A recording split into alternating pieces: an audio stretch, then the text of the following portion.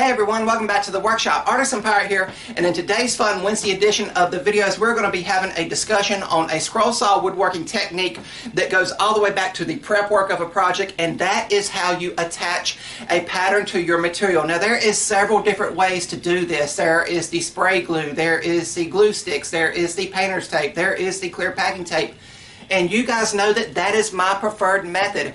When we come onto these videos on the Monday editions, if we're doing a scroll saw project, which is primarily what we do here on the channel, and I go, here's today's project, everything is already prepared to that point 9 times out of 10, and I have just used clear packing tape to attach everything to the material, and you can see there, you can see that glossy sheen of the clear packing tape there. And as you see, this is something I don't think I've ever shown. It wraps all the way around to the back to kind of lock it together, especially if we're going to stack cut. And this is going to be a future Monday YouTube video. This is a father-son or father-daughter fist bump for Father's Day. Thought this would be a real cool and appropriate project to make for Father's Day, just showing the fatherly love with their kids, you know, just fist bumping there. But really cool. And as I said, this is all I use to attach the material, and it is clear packaging tape. There is a liquidation store near the house where I can go and buy this in bulk or really cheap at like 25 cents a roll. And the brand I have right here is the Scotch brand clear packing tape, and I've used this since the beginning. Now when I very first learned to use the scroll saw under my grandfather's tutelage, I was using graphite paper, which he had out here in the old Winfield collection patterns, where he would trace them with like a needle or something to make the graphite paper go down onto the material. Now when I started scroll sawing, that is what I used. And then before we ever even had a printer, and my work started progressing to more detailed stuff, way more detailed than my grandfather ever done, because I was just taking to the scroll saw so good. We went to the library and got photocopies of everything, and back then I did use the spray adhesive, but then I developed just using the clear packing tape. And upon doing the clear packing tape and showing people how I done it, my grandfather told me, and I also read it in an article in a old woodworking book. I wish I could find it and show it to you guys, just to show some precedent to why I do this. There is oils in the clear packing tape that can help lubricate a scroll saw blade. With that scroll saw blade going up and down in that sawing motion, especially if you're cutting something like oak or hardwoods or something like that, maple or something like that, it can have a burn mark effect, especially if you're too aggressive when feeding into the blade. That's why I always say take your time and let the blade do the work.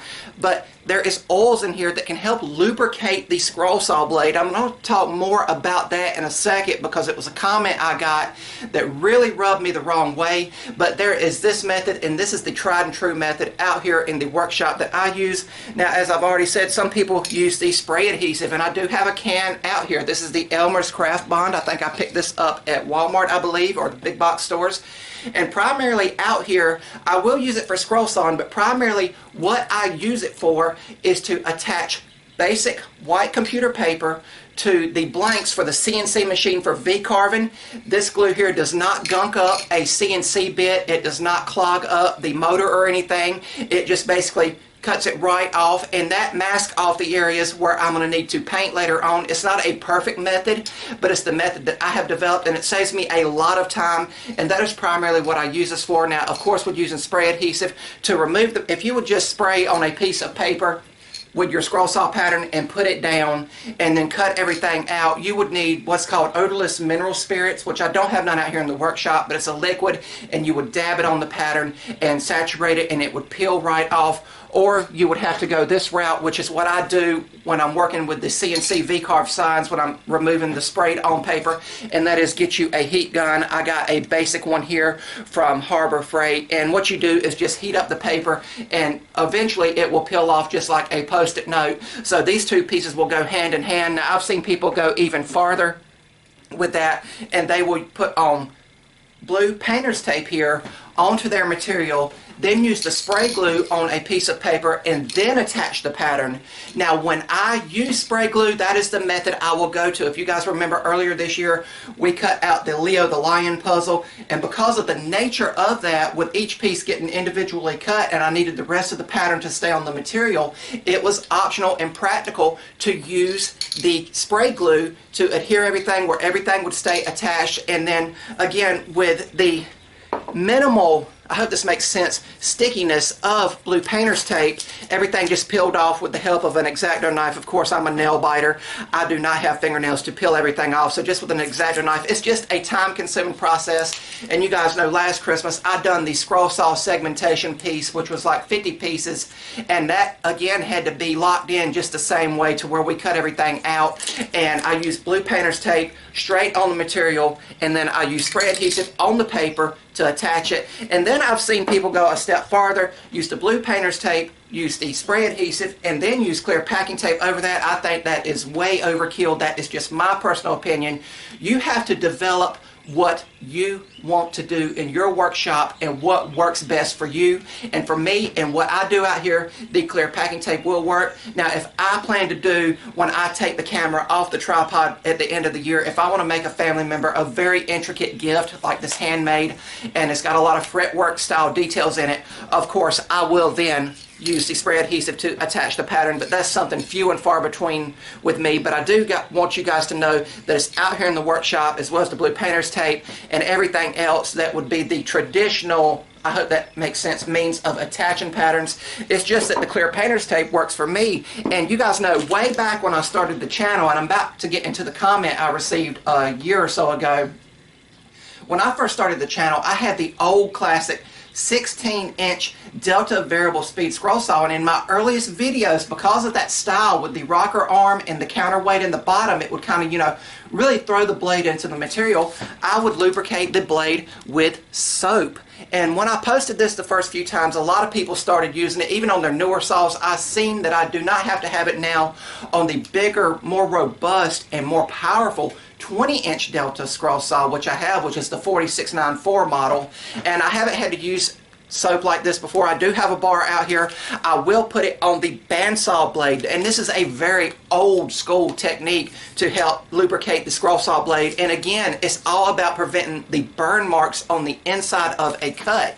Now, the comment I received, I had done a project where I had it prepped, and evidently the way I took the picture, again, I'd have to go back and look, it showed the glossiness here. And well, I got two comments. The first comment was that just like clear saran wrap holding it down? And I said, no, that would be very impractical. It's clear packing tape.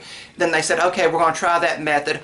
All well and good. But the other comment I got, and I'm not going to call this person out, I'm not that kind of person. I'm not doing this to demean the person or their character. They've done a lot of great work in the scroll saw world.